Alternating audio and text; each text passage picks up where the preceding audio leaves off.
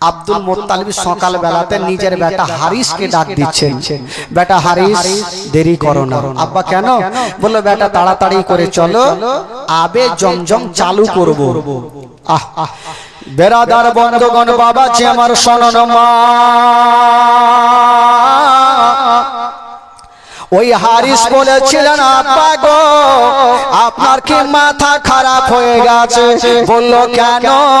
বলো আবে জমজম আপনি কোথাও পাবেন না। আব্দুল মুত্তালিব বলছেন বেটা তুমি দেরি করো না, আমার সঙ্গে চলো, যত দূর যেতে হয় যাব, যতক্ষণ পর্যন্ত ওই আবে জমজমকে বার না করব আমি আব্দুল মুত্তালিব বাড়ি ফিরে আসব না। সুবহানাল্লাহ। তো হারিস বলছেন আব্বা গো আপনার মাথা মনে হয়ে গেছে, এই আবে জমজম আপনি খুঁজে পাবেন না। তো আব্দুল মুত্তালিব রাগের মাথায় বলছে যে আমি তোর বাপ না তুই আমার বাপ? বলছে আপনি আমার বাপ, তো বেশি ভান ভান করবি কেন? যেটা বলছি সেটা কর। হারিস ভাবলো আর কথা কইতে গেলে ফের হুঁটি মারবে, তো যাইতে হইলে বাপের সঙ্গে ডালি কোদাল নিয়ে রওনা দিয়েছে। বাপ দাদা চলে যাচ্ছেন বন্ধুরা রাস্তা ধরে, যেতে যেতে আব্দুল মুত্তালিব স্বপ্নের প্রতি বিশ্বাস করে চলে যাচ্ছে না আমি কোথায় ছেলে মূর্তি আর মেয়ে মূর্তি পাবো। যেতে যেতে বন্ধুরা হঠাৎ করে দেখা গেল একটা ছেলে মূর্তি একটা মেয়ে মূর্তি দাঁড়িয়ে আছে। আব্দুল মুত্তালিব বলছেন আল্লাহ আমার স্বপ্ন মনে হয় সত্য হবে। ছেলে মূর্তি মেয়ে মূর্তি তো পেয়েছি, মনে হয় স্বপ্ন আমার সত্য হবে। তো এখন আকাশ থেকে কালো কাউয়া কখন উড়ে আসবে আর কোন জায়গাটাই বসবে দেখা যায়। বেশ কিছুক্ষণ পর দেখা গেল আকাশের দিক থেকে একটা কালো কাউয়া উড়ে চলে আসিল, দুইজনের মিডিলে বসিল আর একটা চোঁচ মেরে দিল। কাকা বাবা উড়ে যাবে। আব্দুল মুত্তালিব বলছেন বেটা হারিস দেরি করো না, ওই যে কাওয়া যেই জায়গাতে চোঁচ মেরেছে ওই জায়গাটা খুঁড়ে না, তুমি আবে জমজম পেয়ে যাবে।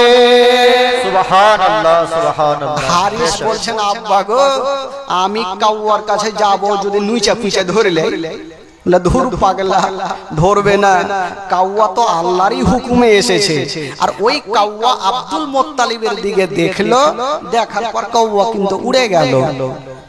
হারিস দুবলা পাতলা শক্তি নাই, কোদালি খানা নিয়ে গেল আর যেমনই একটা কোদালি চালিয়েছে যার জমি ও কিন্তু দৌড়িয়ে চলে আসলো। হঠাৎ করে আমার বাড়ি রতুয়া আর এখানে কোদালি নিয়ে যদি খুঁড়তে লাগি তো জমিওয়ালা রাখবে, ভাই আগে তুইলে দুয়া ছাড়া মারবে, আমার জমি তোর দোষ কি করলো?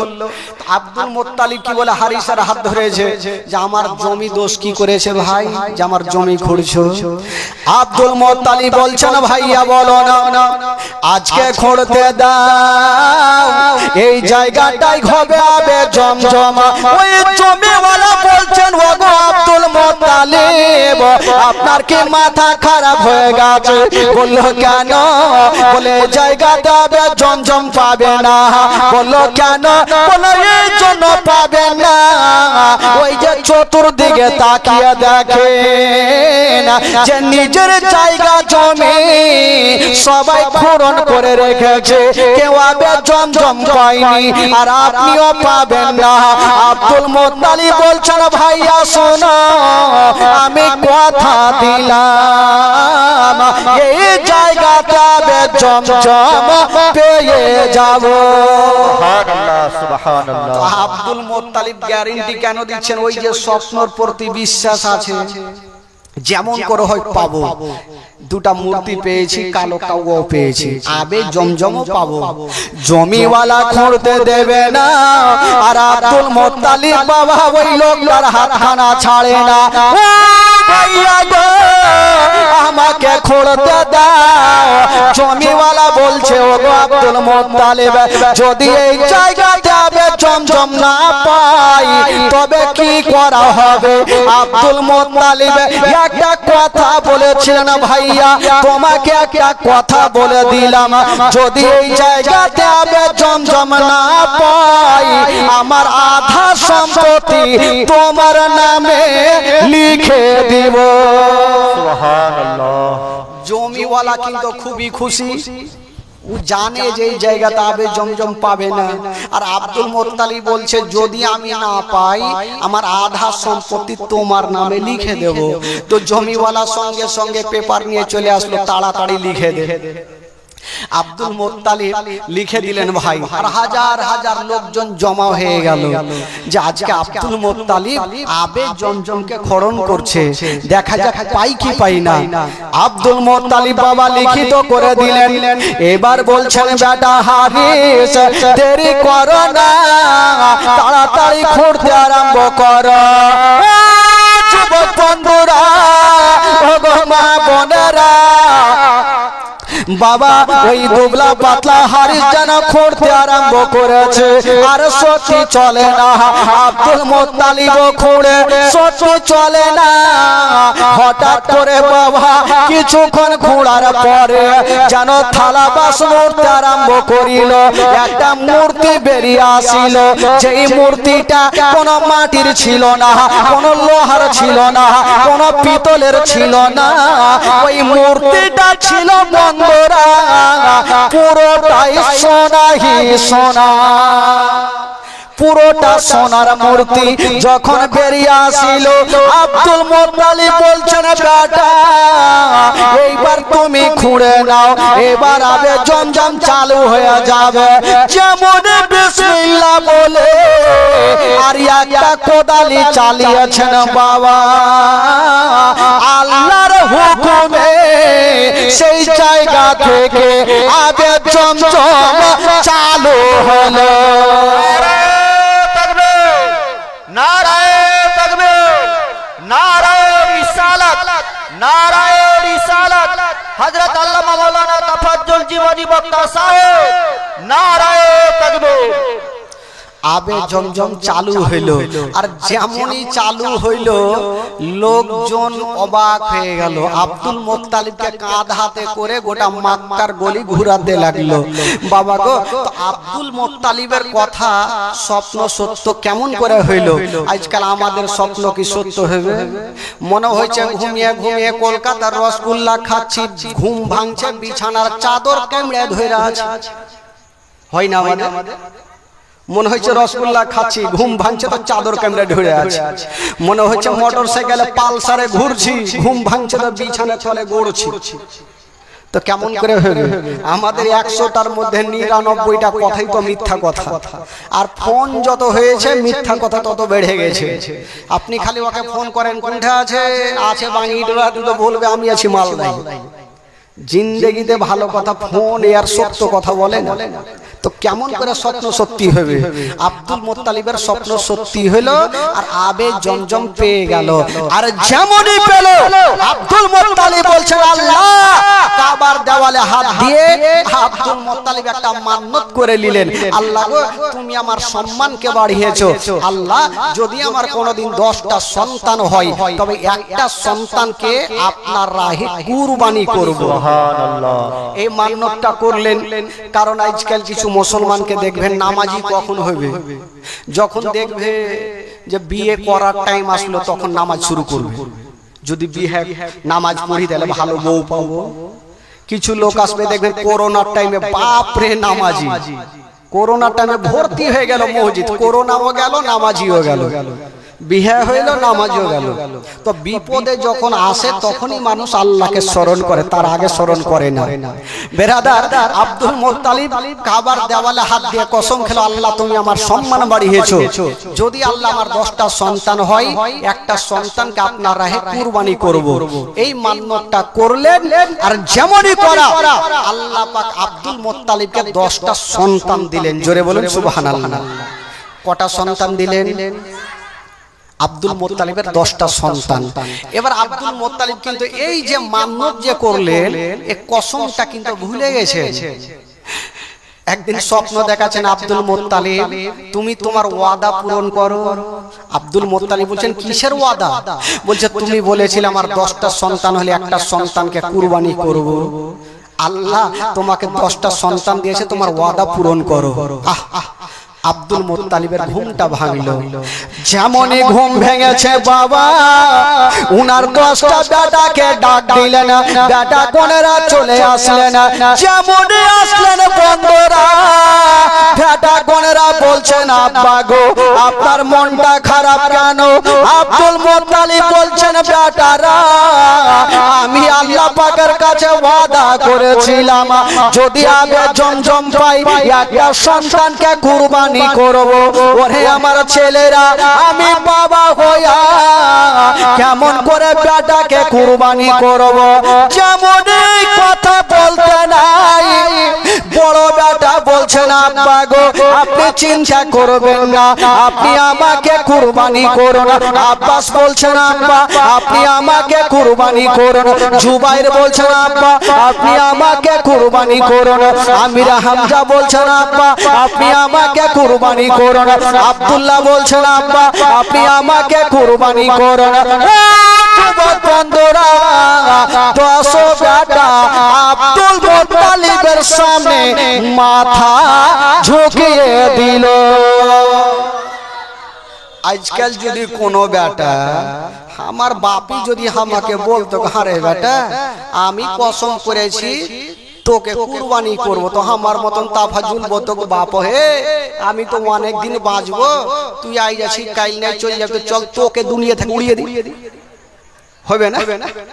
না থাকবে বাঁশ, না বাজবে বাঁশি, বয়স্ক হয়ে গেছে তো চলো উড়িয়েই দি। 10 বেটা আব্দুল মুত্তালিবের মাথা ঝুঁকাচ্ছে। আব্বা আপনি চিন্তা করবেন না, আপনি কসম খেয়েছেন, আপনার যেটাকে যে বেটাকে খুশি আপনি নিয়ে গিয়ে আপনার মান্যত পূরণ করুন। আব্দুল মুত্তালিব ভাবছেন আল্লাহ আমার সামনে তো 10টা বেটা, এখন যদি আমি বড় বেটাকে নিয়ে যাই তো বড় বেটা মনে মনে বলবে আব্বা হয়তো আমাকে বেশি ভালোবাসে না তাই আমাকে কুরবানি করলো। যদি মেজো বেটাকে নিয়ে যাই উনি বলবে আব্বা ভালোবাসে না তাই আমাকে কুরবানি করলো, আমি কাকে কুরবানি করব? চিন্তা ভাবনা করছে। তো পার্শ্বে একজন আল্লাহওয়ালা রাহেব ছিল, উনার কাছে গিয়ে হাজির। উনি বললেন আব্দুল মুত্তালিব যাও আর 10টা বেটার নামে লটারি করেন, লটারিতে যার নাম পড়বে তাকেই দেবে কুরবানি। তো আব্দুল মুত্তালিব বলছেন লটারি করার আগে মনে মনে বলছেন আল্লাহ আমার বড় বেটার নাম পড়ে যায়, মেজো বেটার নাম পড়ে যায়, সেজো বেটার নাম পড়ে যায়, আল্লাহ আমার ছোট্ট বেটার নাম যেন না পড়ে, ওটাই হচ্ছে আমার নবীর আব্বা আব্দুল্লাহ। জোরে বলুন সুবহানাল্লাহ। আবার ছোট্ট বেটার নাম যেন না পড়ে। কিন্তু হযরত আব্দুল মুত্তালিব সব থেকে বেশি ছোট্ট বেটা আব্দুল্লাহকে ভালোবাসতেন। বেরাদার যেমনই লটারি করা হয়েছে বন্ধুরা, যেমনই লটারি করা হলো বাবা গো যেখানে বাঘের ভয় হয় সেইখানে বাঘের সঙ্গে দেখা হয়। বন্ধুরা যেমনই লটারি করেছেন বন্ধুরা, হারিসের নাম পড়লো না, জুবাইর নাম পড়লো না, আমির হামজার নাম পড়লো না, আব্বাসের নাম পড়লো না, ওই নবীর আব্বা হযরত আব্দুল্লাহর নাম পড়ে গেল। সুবহানাল্লাহ। আব্দুল মুত্তালিব বলেন আল্লাহ যেটা ভয় করলাম সেটাই হইল, যাকে নাম যখন পড়ে গেছে আর কিছু করার নাই। আব্দুল্লাহর হাতখানা ধরে নিয়ে যাচ্ছে। বড় বেটা বলছেন আব্বা গো আব্বা গো আব্বা আমার ছোট ভাইকে কোথায় নিয়ে যাবেন? বললো যাব কুরবানি করার জন্য। বড় বেটা বলছেন আব্বা আমার ছোট ভাইকে নিয়ে যাবেন না, আপনি আমাকে কুরবানি করুন। আব্বাস আগে বেড়ে গেল, আব্বা গো আব্বা আপনি আমাকে কুরবানি করুন, আমার ছোট ভাইকে করবেন না, কারণ আমরা বড় হয়ে আমার ছোট ভাইকে পাঠাতে পারবো না। আব্দুল মুত্তালিব বলছেন বেটারা তোমরা কি জানো না লটারি করেছি আমার আল্লাহ তাআলা আমার আব্দুল্লাহকে ভালোবাসে। সুবহানাল্লাহ। সুবহানাল্লাহ। তাই বেটা তোদের কথা শুনবো না, আমার আব্দুল্লাহকে নিয়ে যেতে হবে। তো বেটা গুনেরা বলছেন আব্বা গো সব জিনিসে তিনটা সুযোগ দেওয়া হয়, আব্বা একবার লটারি করেছেন আর একবার করে দেখেন না। ঠিক আছে, যখন তোমরা বলছো আবার করছি, আবার লটারি করা হইলো, আবার আব্দুল্লাহর নাম পড়ে গেল, আবার তৃতীয়বার লটারি করা হইলো, আব্দুল্লাহর নাম পড়ে গেল। আব্দুল মুত্তালিব বলছেন বেটারা তোমরা চিন্তা করো না, তোমাদের কথা শুনবো না, আমার বেটা আব্দুল্লাহকে নিয়ে যাব আর আমার মান্যত পূরণ করব। বেটা তোমাদের কথা শুনবো না।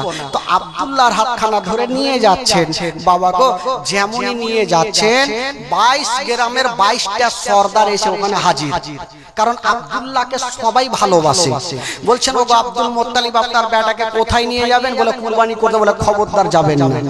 বলে খবরদার যাবেন না, কারণ আব্দুল্লাহকে আমরা কুরবানি করতে দেব না। বলে না আমি লটারি করেছি 3 বার আব্দুল্লাহর নাম পড়েছে। বলে হুজুর আপনি আবার রাহেবের কাছে যান যে আব্দুল্লাহকে বাঁচার কোন রাস্তা আছে কিনা। আবার গেল রাহেবকে বলছে হ্যাঁ গো আব্দুল্লাহকে কুরবানি না করে কি হবে না, কোনো একটা উপায় নাই? কোন আছে?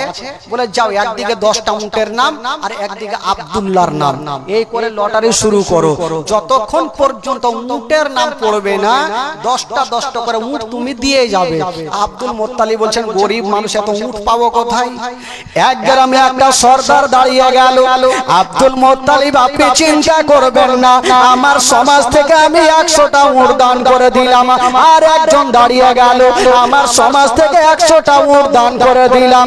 এই করে করে বন্ধুরা 22 গ্রামের 22টা সর্দার বাবা উটের লাইন লাগিয়ে দিল।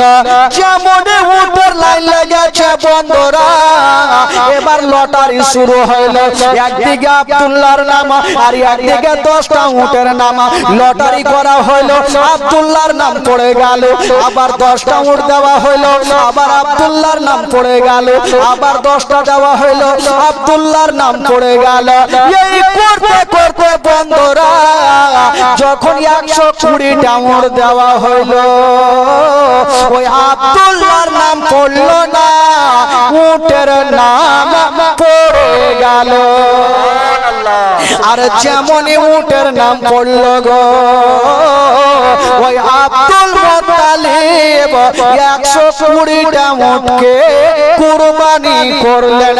আর আমার নবীর আব্বা আব্দুল্লাহর জীবন বেঁচে গেল। আজকে যদি আব্দুল্লাহর কুরবানি হয়ে যেত, সুবহানাল্লাহ, তাহলে নবী আসতো কি করে? আমার আল্লাহ তো বাঁচাবে, তো বাঁচার রাস্তা কি নেই? অনেক আছে। তো আব্দুল্লাহর জীবন বাঁচলো। এবার আব্দুল মুত্তালিবও খুশি হইল, বেটাগুলাকে নিয়ে থাকতে লাগলো। আচ্ছা বলুন তো আব্দুল মুত্তালিবের বেটা কটা বললাম গো? একটু জোরে বলেন, আপনাদের কি ঘুম লাগছে না কেন? 10টা বেটা। সব থেকে ছোট বেটার নাম কি? আব্দুল্লাহ। তো প্রত্যেকটা বেটার আব্দুল মুত্তালিব বিয়ে দিয়েছে, ছোট বেটার বিয়ে এখনো হয়নি। তো বাপ বেটা যখন বড় হবে তো বাপের মাথায় টেনশন হবে, কি হবে না বেটার বিয়ে দিতে হবে। তো আব্দুল মুত্তালিব একদিন মনটা খারাপ করে বারান্দাতে বসে আছে। বারান্দা বুঝলেন তো কি বলে? বারান্দাই বলে, কারণ আমার ভাষার আপনার ভাষা একই হবে। বারান্দাতে বসে আছে, মন খারাপ করে বসে আছেন। আল্লাহ যাচ্ছি কাই নাই, কবরে শুয়ে যাব, তো আমার ছোট বৌমাকে কি আমি দেখতে পাবো না? এই ভাবনা চিন্তা করে বসে আছে। আর আব্দুল্লাহর 4টা বন্ধু ওই রাস্তা ধরে চলে যাচ্ছে। তা আব্দুল মুত্তালিবের মন খারাপ দেখে জিজ্ঞাসা করছেন চাচা। বলে কি হলো বাছা? বলে চাচা আপনার মন কেন খারাপ? বলে বাবা বলিও না তো, আমার প্রত্যেকটা বেটার বিয়ে হলো, আমার আব্দুল্লাহর কম বেশি 24 বছর হলে এখন পর্যন্ত বিয়ে হলো না। আর আমি বাপ হয়ে বেটাকে বিয়ের কথা বলতেও পারি না। তো আরে তোরা তোমার ছেলের বন্ধু, তোরা একটু জানা আর একটু মতামতটা জেনে আয় যে আমার বেটা বিয়ে করবে কি করবে না, এই খবরটা দিতে পারবি তো? বন্ধুগুলো বলো ধর ধর এটা কেমন কথা বলছেন? বন্ধু মানে বন্ধুকে সব কথা বলতে পারবো? বলে যা, তবে শোন, এই যে তোরা যাওয়া আসা করবি তোদের কিছু টাকা দিয়ে দেবো। কি দেবেন হুজুর? বলে তোদেরকে 10টা করে টাকা দেব আর 5 সের করে আরব দেশের লম্বা চওড়া মিষ্টি খেজুর দেব। তো বন্ধুগুলা বললো টাকা দেবেন, খেজুর দিবেন, আপনার কাজ কিন্তু তাড়াতাড়ি হবে। আজকাল আপনি যে অফিসে টাকা দেন কাজ হবে, টাকা দিবেন না কাজ হবে না। তো এবার ওই 4টা বন্ধু যাচ্ছেন আব্দুল্লাহর কাছে। কিসের জন্য যাচ্ছে ভাই? জোরে বলো। হ্যাঁ, ব্রেনটা এদিক ওদিক করবেন না, ধান পড়ে যেছে পুরো, কিন্তু ব্রেনটা ওদিকে